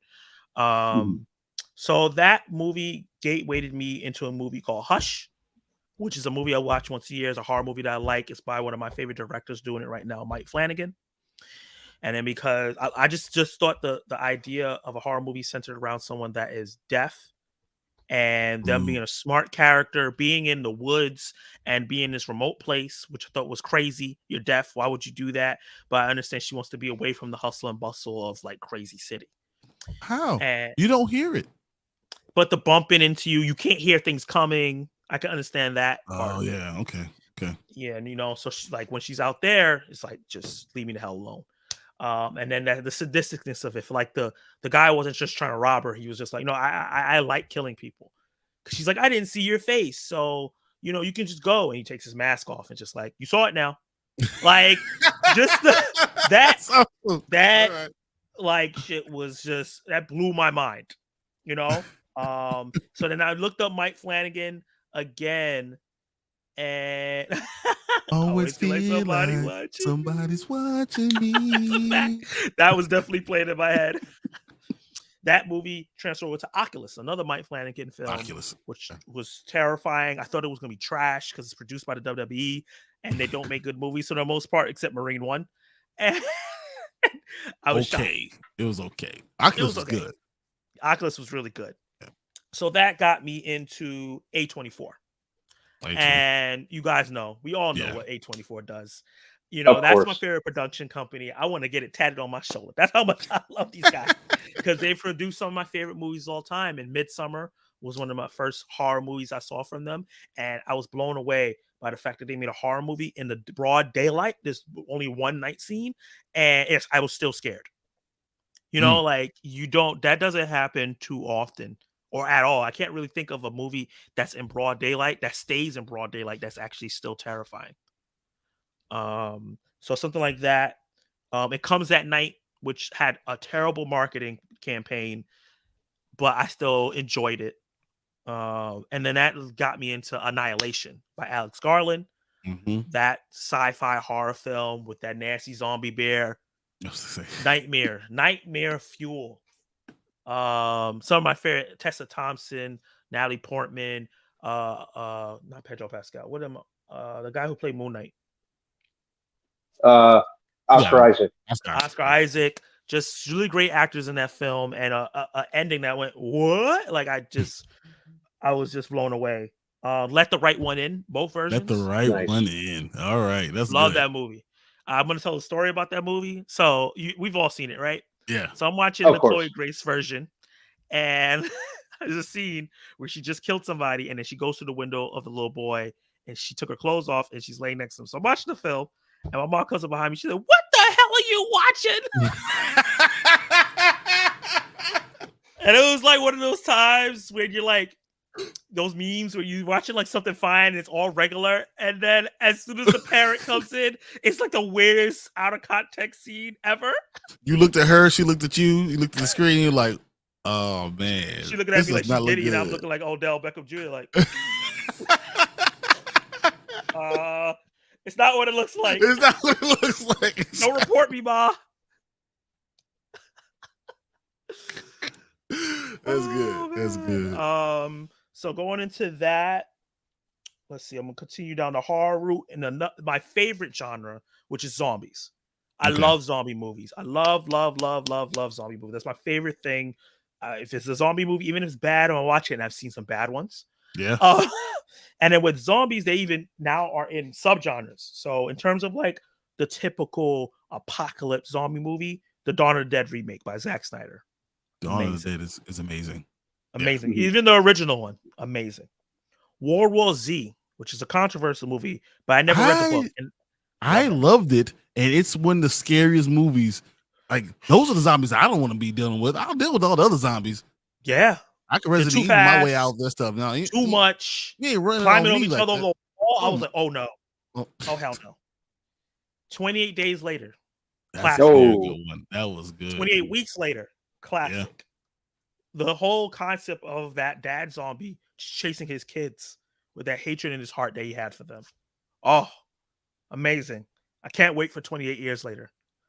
That's supposed to be coming out next year. I think The Cell, which is like you really like The Cell? I like The Cell. It's not amazing, but it's not bad, and I think it was different. And Samuel Jackson in a zombie flick. Yeah. Can't beat that. Okay. I think the greatest zombie movie of all time, Train to Busan. Mm-hmm. Train to Busan. Very nice. I love that movie. I cry every single time I watch it. Now, the more conceptual zombie films, the ones that are more character studies or it's not really about the zombie surviving the zombie apocalypse. It's more about talking about maybe the human condition a little bit. Is The Night Eats the World, which is a French zombie film I saw a couple years ago, and I thought was brilliant. It's on Amazon Prime. Contracted, which I don't know if you guys seen that movie, but I didn't know it was a zombie movie going in. And the description of the movie doesn't tell you it's a zombie movie going in. And you don't know it's a zombie movie until the end. So I thought it was very interesting. Okay. Because the concept is that this girl sleeps with somebody at a party that she doesn't know, and she gets an STD, but the STD starts decaying her. It's crazy. That's awful. It's gross. It's gross as hell, but it scared me. I was like, I got to double strap up. I don't know. That sounds like I'm getting 2, 3 condoms. Let's do this. I don't even need to feel it. Forget it. Not even sure the juice would be worth a squeeze after that, or before. Knowing that. Another French one, Ravenous. Really great film on Netflix. I really liked it. It was weird. The ending was a little soft, but everything up until that point was just really interesting. Maggie. I don't know if you ever guys heard of this movie. No, I've never heard Schwarzenegger. It's Schwarzenegger. Some of the best acting I've ever seen him do. Where I was like, he can act. That's not a very high bar. Like, I know. It's the best I've ever seen him act. He's like, he read his lines. He did a really good job of really roping me into his character and the emotional elements. I was like, okay, so he just needs to get the push and the right person to get him to here. Okay. We talked about I Am Legend. He didn't yell out, everybody get to the chopper. No choppers. No choppers. He didn't really yell, surprisingly. There was no choppers, no yelling. There was no nothing like that. No, he was a regular human being. He was a regular guy. I Am Legend, we talked about. Mm-hmm. The Cured is another one where it was just like, wow, a zombie movie about they're finding a cure and there's years later. Mm-hmm. And how those people who had the virus that are cured are discriminated against. Thought that was amazing. The girl with all the gifts. Mm-hmm. What were you gonna say? But how do you like what's that the Scorched Earth, like Maze Runner and stuff like that? I haven't seen those movies because I was like, I'm over the YA craze. But then I heard there was zombies in it. It's like, I gotta go back and watch it now. The whole thing is basically about zombies and trying to find the cure for the zombies in there in the young kids. So that's why you're using them, and you need the fear factor to figure out who are the ones that are going to be able to, they can extract that stuff from. I got to see that now. It's 3 of them, right? Yep. Yeah. And then just to run off some zombie comedies, obviously Zombieland. I love Zombieland. Oh my God. Love that movie so much. I need to see the second one, but I love I watched the first and second one all the time. All the time. Yeah, man. The Scout's Guide to the Zombie Apocalypse, underrated. Love that movie. Warm Bodies, the first zombie rom-com. I Am a Hero, a Japanese. It was an adaptation of a manga. Pretty good. Okay. It was like an action comedy. Life with Beth, which is an A24 film. It's so stupid, but I like it. Scooby-Doo Zombie Island. One of the best zombie movies ever. I love that movie. Everyone in chat understand that might be the best one he just said, period. Zombie Island, Scooby-Doo, let's go.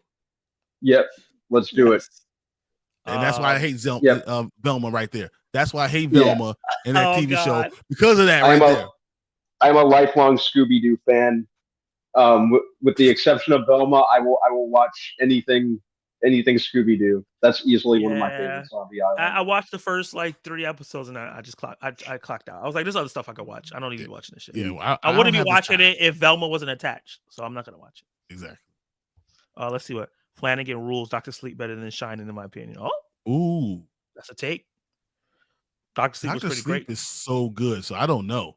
That's really good. Yeah. I love Dr. Sleep. So scary in that he's talking about Annihilation. He is terrifying. Let the Right Win is amazing. Y'all talking about the sauce. 24 weeks later. Yeah. Zombieland. Classics. I Walk with the Zombie. Yup. Hey man, talking about Shaun of the Dead. Forget Shaun of the Dead. I was about to say that with the comedy one, Shaun of the Dead. Yeah, that was the last one. Let's see. Zombie films for me: Day of the Dead, Shaun of the Dead, my top dog. Oh, Little Monsters. Little Yeah, I heard that's Monsters. really I good. love You Little saw it? Monsters. Oh That's with yes. Lupita, right? It was really Yeah. good. It's very good. You're going to like it. Yes. Okay, I'm definitely gonna check that out. He's laughing at me. Hey Arnold is a good movie. Oh yeah. Hey Arnold. Oh my God. Come on, guys. Wreck and Wreck 2. Holy shiznits. Sean is one of the best ones, definitely. It is.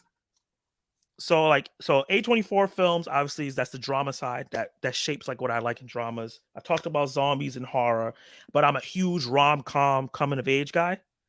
Then how did you And not see If Beale Street Can Talk? I don't even understand. Like, there's so many movies that I haven't seen, bro. This is why I'm doing the Throwback Thursday on my channel, so I can catch up and watch all these classic films. I'm glad that we're going to be talking about that. Let's do a quick plug. The Spoiler Kings are going to be doing Black Excellence in Cinema. Black Excellence in Cinema. Cinema. Yeah, we're going to be doing a conversation about if Beale Street Street can Talk. talk. Yes, if you guys have seen it, first time watching it, dude, that is, man, it hits you. It hits you right here in the heart. So I'm excited to watch it and then like talk about it with you guys. Yeah. But Easy A, love that movie. Easy A, love it.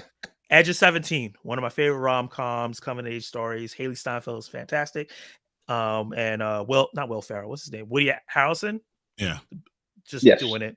Crazy Stupid Love, one of my favorite movies of all time. I know I didn't see that ending coming, and I loved it. I laughed so hard. 40-Year-Old Virgin, of course. Clueless. Mean Girls. Clueless. Oh my God. Perks of Being a Wallflower. Speaking of Ezra Miller, one of his best performances. One of Emma Watson's post Harry Potter performances. Spectacular Now. 17 Again, one of the most underrated ones. 17 Again was good. I didn't mind that at all. Yeah, I really except that mom should have been thrown to jail. Yeah, you're right. You're definitely right. Those things were acceptable in comedy back then. They can't do that shit now. That's terrible. Charlie Bartlett. Okay. Which was a really good film, and thank you for keeping that introducing me to so many movies because I was like, oh, she's hot. I'm a follower to every movie she go to, and she ended up being in a lot of good movies I like. And one of the most heartbreaking movies that I ever seen, 500 Days of Summer. Yeah, no, that shit killed me. How you be? Did you guys see this movie? I haven't seen The Platform. It's on Netflix. I haven't seen The Platform. Me either. And I say I'm surprised. All three of us haven't seen it. To my list. Yeah, I might watch it tonight just because you said that. And none of us have seen it. 2019. Lady Bird. Lady Bird is great. I haven't seen it yet. I heard how great it is. It's a movie I need to check out. Lady Bird is one of the reasons I'm excited for the Barbie movie. Greta Gerwig is wrote and directed that one. She's I believe she's co-writing and obviously directing Barbie. And Lady Bird is one of the reasons that I'm excited for that movie. I went and saw with my wife and her mother, and I was like, "All right, is this over yet? Is this over yet?" Had nothing to do with the movie. It was just, it was more because it was more a connection between mother and daughter, and it's just I had no reason to be in this this movie theater at all. Gotcha. Nick and Nora, Infinite Playlist. Nick and Nora, yes. And he said, all y'all watch The Platform. Don't watch the dub. Okay. Watch it in the original language. Okay. Thank you for putting me on. I hate watching bad dub. It's terrible. I would have been so mad if I came back on. It's like, what? It was terrible. This is the movie you were hyping up? Night Talks. How dare you? I want to throw one more in there for me. Hitchhiker's Guide to the Galaxy. Yeah, I love the book and I love that movie, so I just wanted to throw that in there. I forgot how much I enjoyed that. I thought Mos Def did an unbelievable job. Oh, Mos Def was great in it. It's just so good. You gotta have your time if you're gonna travel the galaxy, guys. Come on. Wait, there's 2 Platform movies? Oh, that's a show. Yeah, I'm looking at this right here. It's the Platforms in Spanish. Gotcha. I'll watch it. It's on Netflix. Gotcha. Paper Towns, I enjoyed a lot. I don't think I've seen Paper Towns. Let me look it up. While I'm looking that up, what is your guys' favorite genre?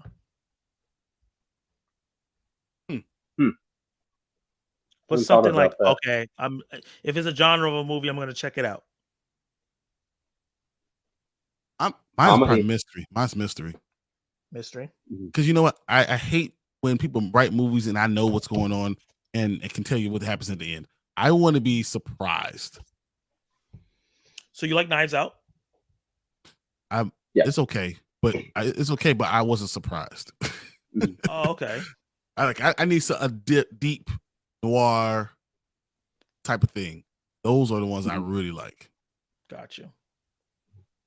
I'm gonna go with comedy. I wanted to say adventure, but I realized that there aren't enough solid adventure movies out there for me. Not recently. Obviously, what do you think of when you think of like straight up adventure movies? Marvel, superhero movies. Talking about adventure or video game movies too. You probably think of Indiana Jones. That's what I was hoping you'd go with. Oh, but yeah. I guess Indiana Jones. I can see that. Yeah. Yeah. I was thinking Uncharted. I think even Uncharted was just kind of like a shameless Indiana Jones. But and was just kind of coasting off the success of Tom Holland rather than casting Nathan Drake properly. I'm thinking about the game, not the movie. Oh, okay.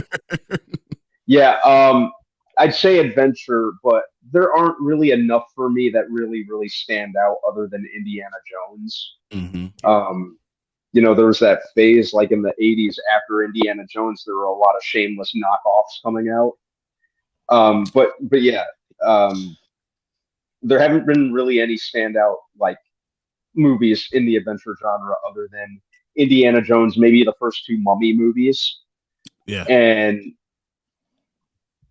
that's really it. I think live action adventure movies are few and far between, but I think there's a lot of animated ones. Yeah. So yeah, I would say Puss in Boots is a good one. Which one you said? Oh yeah. I like that. I thought that was really good. Film. It was great. One of my favorite movies this past year. Or is it this year? No, it came out end of last year. But everybody started talking about it in like January. I saw it when it first came out because I have kids. That's a great film for kids. It's just a great film. My girls were scared of the big bad wolf for like at least 2 weeks. I was like, who's scarier, the big bad wolf or your daddy? Come on. I'll choke slam big bad wolf. Okay. And she was like, he has knives, daddy. He has knives. Yeah, I don't know. And he's the embodiment of death. That's the most important part. Hey, I'm trying to talk to them. I'm not trying to tell the truth. He's like, I can protect you. That's never going to actually happen. Don't worry about it. Forgetting Sarah Marshall. I love that movie, man. Forgetting Sarah Marshall is so good. So funny and awkward. 80s movies are mostly for adventure. Yeah, that's for you. Yeah. They had a lot of good 80s adventure movies. Recently, yeah. I think it's just been animated movies that have been really good adventure movies. Like Raya and the Last Dragon. I think that's a great adventure movie. Yeah, that was good. I'm trying to think. Kubo and the Two Strings, I think was a great, really great adventure film. Animated one. Your Name is a good one. Huh? You want to do Zelda? Zelda's gonna be good or not? I don't know, man. It's hard to as long as they don't have Chris Pratt voice Link.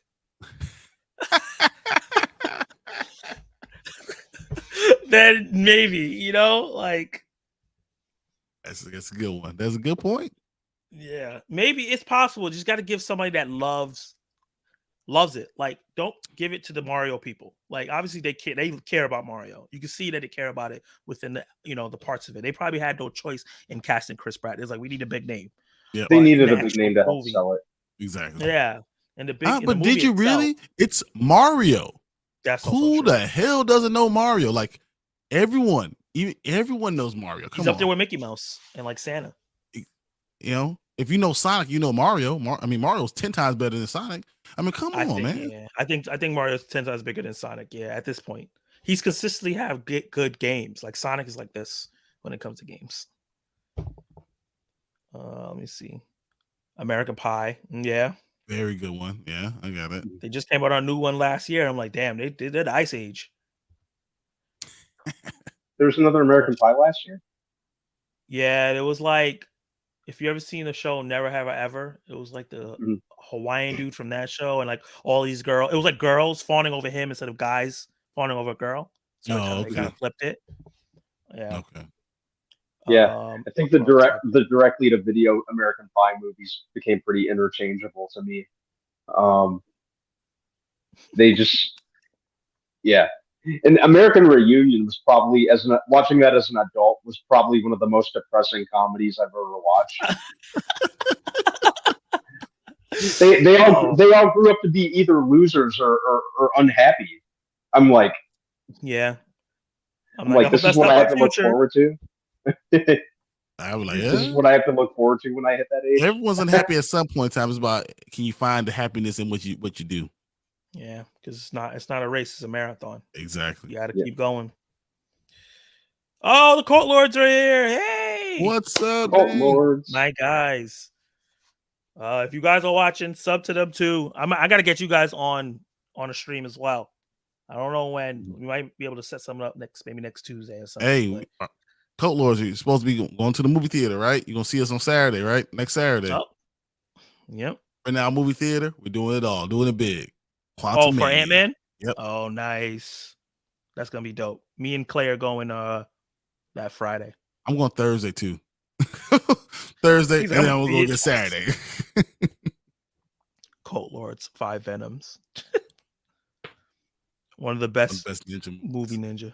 Yep. Yeah, there's a lot of kung fu. We will be there. Nice. Awesome. That's gonna be fun. You guys are renting the theater out, or is just gonna? Yeah, we rented the whole screen, so it's like 40 seats or something like that. It's a small. We're not big time. Yeah, I just gotta figure out how I'm getting over there. I told you, just gotta get to my house, and from there you good. Mm-hmm. Got your ride. God, that's gonna be exciting. I'm excited. I'm excited for that movie. It's awesome. Speaking of superhero movies, we talked about Spider-Man 2. I think, like you said, X-Men 2. I think obviously Watchmen was a big movie for me in terms of like superhero films. Iron Man 1. Oh man, Iron Man 1, yeah. Changed the game for Marvel films, because up at that point we had like Ghost Rider, which was Daredevil. Iron Man. Yeah, they changed it. Blade was amazing. The first 2. Yeah. Until Ryan Reynolds gets there. Yeah. Testing out his Deadpool before he was Deadpool. That movie for a hot minute had me kind of dislike Ryan Reynolds. I just spent that entire movie hoping Blade would have just decapitated him. I think was the point of his character. Yeah. So he was successful. I was so disappointed when it didn't happen. He was like, "Come on, man, what you doing?" Yeah, we had so many like mediocre or okay, like the Daredevil director's cut is good, but the theatrical version is okay to bad. Yeah, we had like Green Lantern. Green Lantern. Oh my god. We had like the middling Punisher films that didn't really understand the character, but then we got obviously the Batman movies. What were you gonna say, Brandon? Sorry. Oh, nothing. I was just saying that the Thomas Jane Punisher, I liked him as the Punisher, but in the end, it was just a standard revenge film. Yeah. The director, Jonathan Hensleigh, if you listen to the commentary, he has like a bias against all things comic, like related to that comic. And so he just set out and made a standard revenge film with the Punisher brand slapped on it. I hate people that don't like the source material. It's just like, don't make these movies. Then don't do it. Exactly. If you don't want to look at where it came from, the people that loved it before this, then don't do the movie. Speaking of loving it and making it for the source material, yes, Kick-Ass. I don't know how I didn't mention that. Oh my god, I love that movie. I even love the second one. It's not as good, but I still love that one. I don't know if I love the second one, but I will watch the second one. But you know what? I'll probably watch the second one.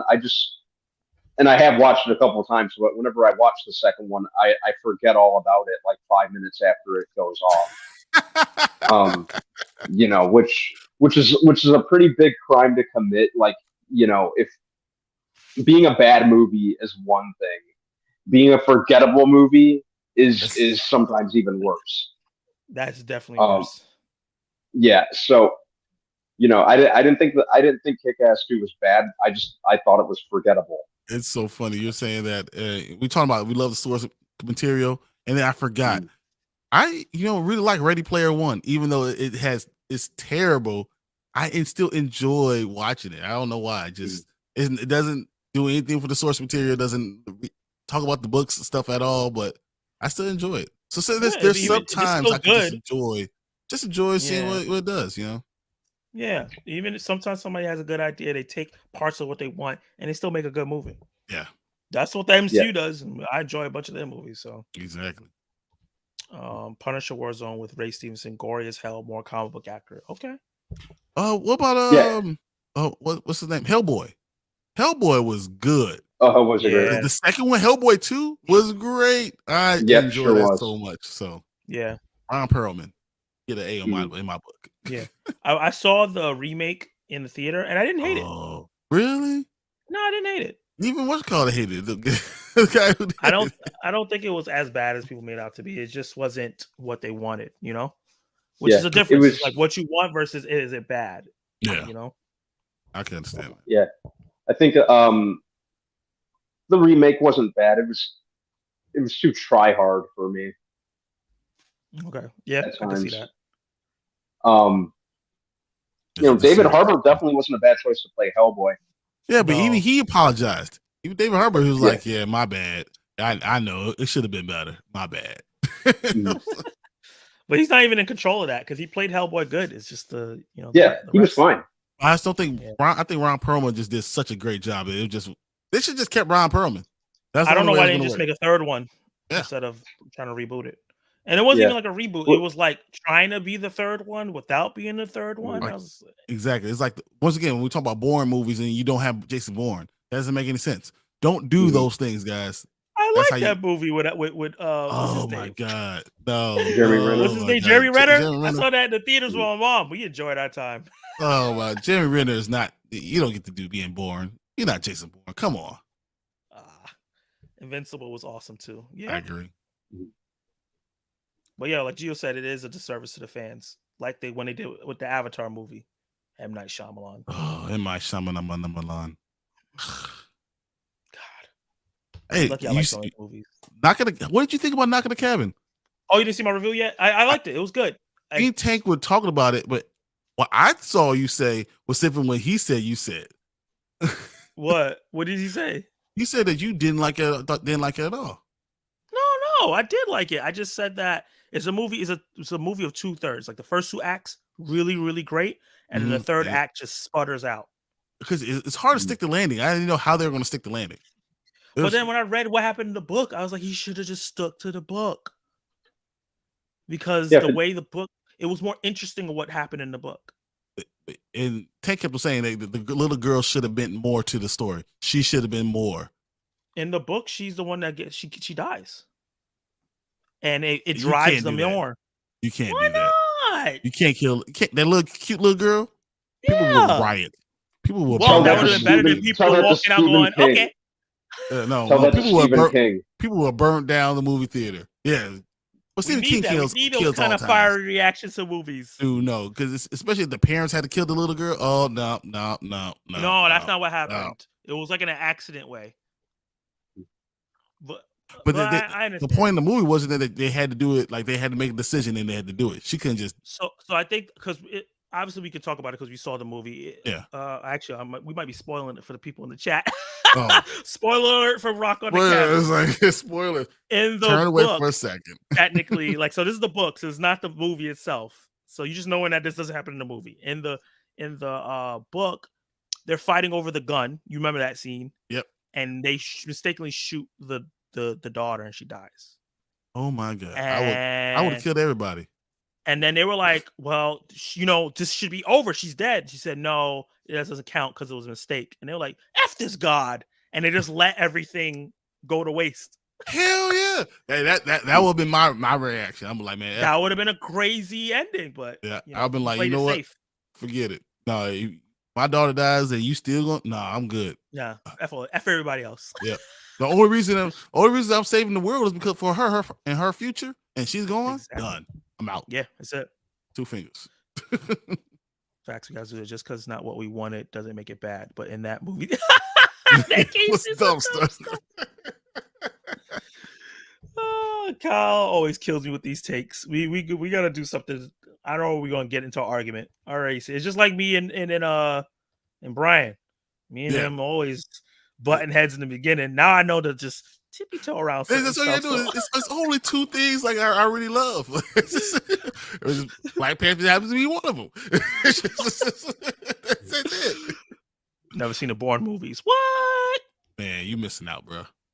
I shouldn't be. I shouldn't be talking. I only seen one Bourne movie, and he wasn't even in it. Oh my god! You're not allowed to say you like the Jeremy Renner. Then they'll cancel him if he killed her. Who's canceling him? M. Night Shyamalan needs to be canceled. Who cares? He made The Village. The Village. He deserves to be canceled. Zach, that's the story of many movies. Like just look what he did with Avatar: The Last Airbender. Oh my god. Yeah. We don't talk about Great that. Act 1, 2, and falls apart in 3. Yeah, a lot of movies just fall apart in 3.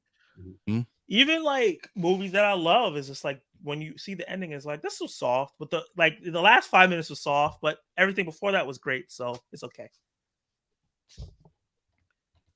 Hey yo, spoiler alert, y'all. Sorry, Gio. Can't even read the book now. You don't read. It's okay, read the book now. You don't read books. Get out of here, Gio. I know you. He said, "Hey, I look at the words, man." I'm not even listening to Have Not Seen Knock at the Cabin yet. It was like 8 people in the chat, and it went down to 4 as soon as I said that. They were like, "No, don't ruin it for me." Oh, it wasn't us. Gio. Like, we know you did. You don't read, man. Is Tank okay? Did you guys message him? I messaged him. He's like, "Yeah, I'll be ready for the other show." I'm not. He's still trying to do his thing. Gotcha. Yeah. Okay. Not going to just sleep. Want to make sure everything's okay. And I got a couple of things I still need to take care of, so I'm probably gonna cut out in a couple of minutes. Actually, we can wrap this stuff up, man. We can wrap it up right now. This was great. Why you had to flame me in public? It's gonna be on YouTube forever, sir. I'm sorry. You should like cut that clip. Anytime he says anything, you're like, "Hey, I got something for you." Play. Never when I embarrassed you in front of your friends. But yeah, this was a great conversation. I had a lot of fun. You guys brought up a lot of movies that I didn't even think of, which is great. It was varied taste. I gotta say, hearing your movies makes me understand you even more. Just like I was saying, like, I kind of understand where Brand comes from. Hearing the movies really makes you understand the people. You understand where you're coming from. So I think that's awesome. Somebody had a quick question for you. Did our Last of Us review get blocked? I don't know. No, we're going to cut it up and we're going to re-release it, so it doesn't even matter. Yeah. So because I know our third one was fine. So the fourth, we're going to cut it up and we're going to release it tomorrow. So we should be good. Gotcha. But yeah, I want to thank everybody that joined live. You guys were great and were interacting with us. If you're watching live, check the link in the description of this video so you can get to the Spoiler Kings. They are fantastic, and you should subscribe to them and check out. Help us get to 700, guys. We're at 699. Please help. Yes. We're one away. Just get them to 750. Like, you know what I mean? Like, let's not stop at don't stop at 700. And for me, I'm at 392. Let's get to 400. Oh, we're getting you to 400. It's happening. Yeah, we got to do that. We got to do it this week. I'm gonna do a live Q&A.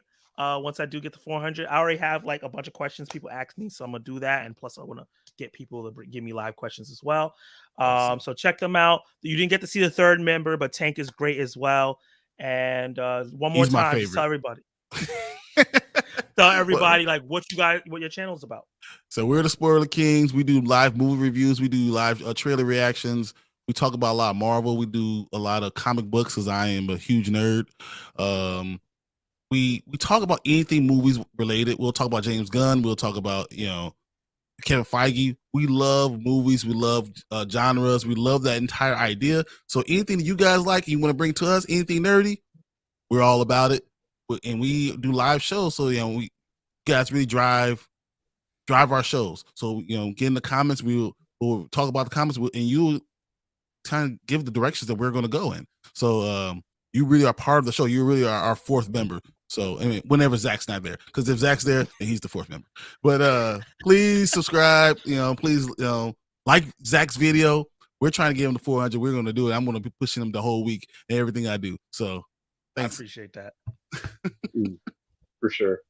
Thank you guys for being on. This was a lot of fun. I know you guys want to go to sleep and got another show to shoot. So you guys check that out. They got a show to shoot on their channel. So definitely go click on that link and check them out while they're doing that. So yeah, guys, this was great. Everybody have a great day. Subscribe and share the video. Thanks, guys. See ya.